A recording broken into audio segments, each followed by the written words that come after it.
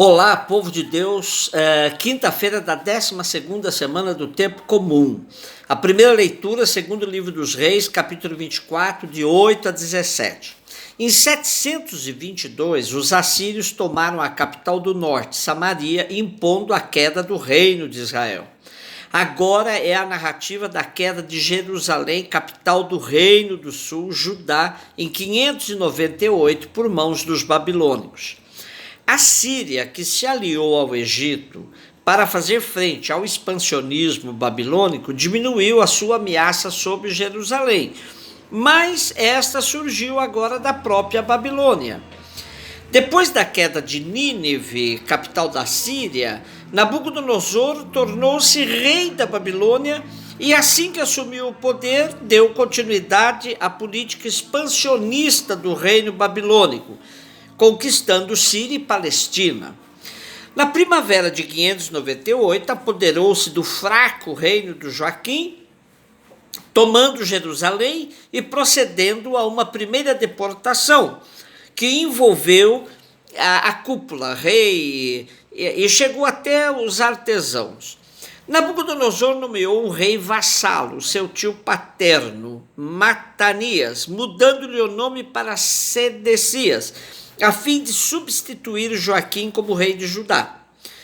Tempo do profeta Jeremias. Nosso texto de hoje narra, então, essa primeira deportação para o cativeiro da Babilônia. E o texto diz que Nabucodonosor levou para o exílio Jerusalém inteira, deixando no país somente os pobres.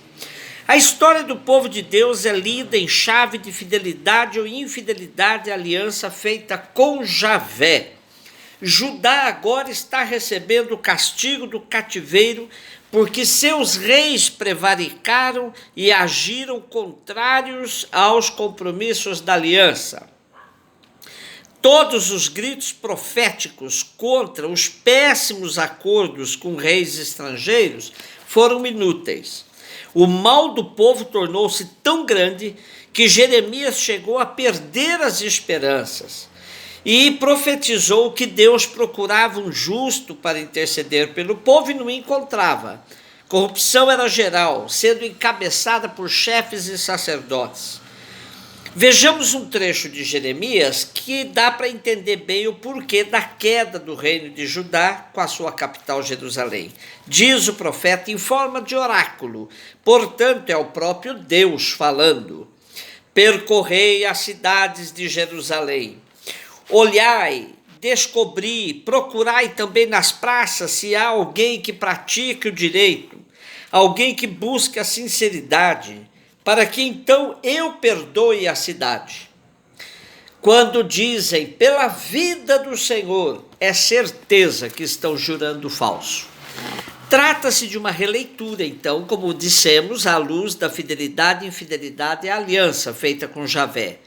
Podemos reler também nossa vida à luz dos compromissos assumidos com Deus em nosso batismo e durante a nossa vida cristã. Revisão de vida pode ser dolorida, mas é sempre um momento de graça.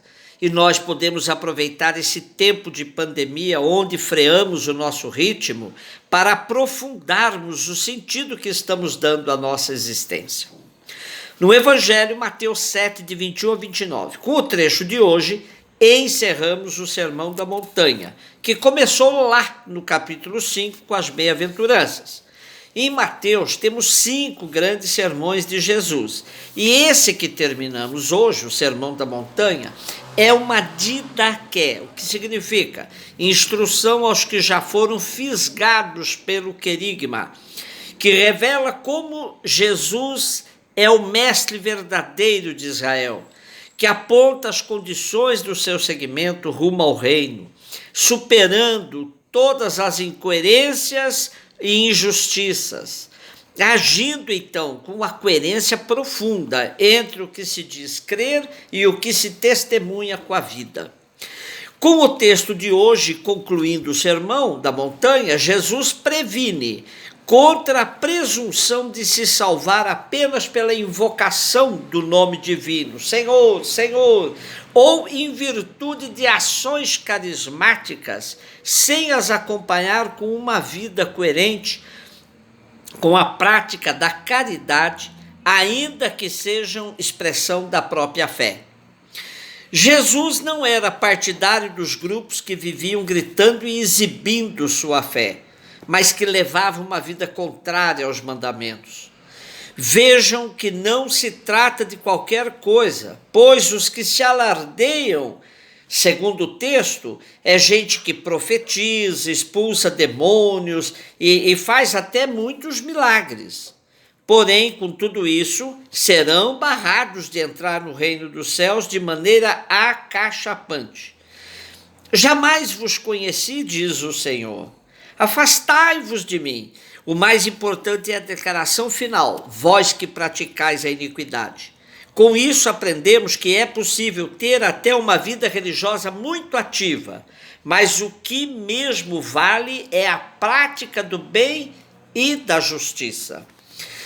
E Jesus está terminando o Sermão da Montanha e nos dando essa grande pista, a opção que fazemos por construir nossa casa, nossa vida, nossa maneira de viver a religião. É fundamentada na rocha, que é ele mesmo, ou edificada sobre a areia, símbolo do que não tem consistência nem profundidade, como nossos relacionamentos nessa sociedade líquida em que vivemos, como diz Zygmunt Bauman, o grande sociólogo polonês. Em seu livro, O Amor Líquido, ele vai dizer: tudo é muito frágil quando se trata de relações humanas. Portanto, o campo das relações se constitui num espaço de prova para as nossas escolhas e decisões. Onde construímos nossa casa? Bauman contrapõe desejo e amor, assim como Jesus contrapõe a consistência da rocha e a frugalidade da areia. Bauman afirma que desejo e amor encontram-se em campos opostos. O amor é uma rede lançada sobre a eternidade. O desejo, um estratagema para livrar-se da faina de tecer redes. Fiéis à sua natureza, o amor se empenharia em perpetuar o desejo, enquanto este se esquivaria aos grilhões do amor. E Jesus nos deixa com essa questão de fundo: onde queremos construir nossa casa, edificar nossa vida? Na rocha ou areia? No mero desejo ou no verdadeiro amor? E o escritor coreano, radicado na Alemanha, Byung-Chul Han, faz outra contraposição muito atual e interessante. Eros e depressão. Diz ele: o que leva à depressão é uma relação consigo mesmo exageradamente sobrecarregada e pautada num controle exagerado e doentio. O sujeito depressivo narcisista está esgotado e fatigado de si mesmo. Não tem mundo e é abandonado pelo outro. Eros e depressão se contrapõem mutuamente. O Eros arranca o sujeito de si mesmo e direciona-o para o outro. A depressão, ao contrário, mergulha em si mesma. O Eros possibilita uma experiência do outro em sua alteridade, que o resgata de seu inferno narcisista. Um sujeito do amor é tomado por um tornar-se fraco todo próprio, que vem acompanhado ao mesmo tempo por um sentimento de fortaleza. Mas esse sentimento não é o desempenho próprio de si mesmo, mas o dom do outro. Rocha e areia, desejo e amor, eros e depressão e tantas outras duplas poderíamos contrapor no sentido de aprofundarmos a compreensão da opção que Jesus nos propôs. Nada mais cristão que buscarmos a cura de nossas enfermidades na aceitação, ao mesmo tempo serena e destemida, de uma vida plural e rica pela diversidade. E o nosso texto termina com 2 versículos que servem de conclusão, não somente para o texto de hoje, mas para a totalidade do Sermão da Montanha. Quando terminou estas palavras, as multidões ficaram admiradas com seu ensinamento. De fato, ele as ensinava como quem tem autoridade, não como os escribas.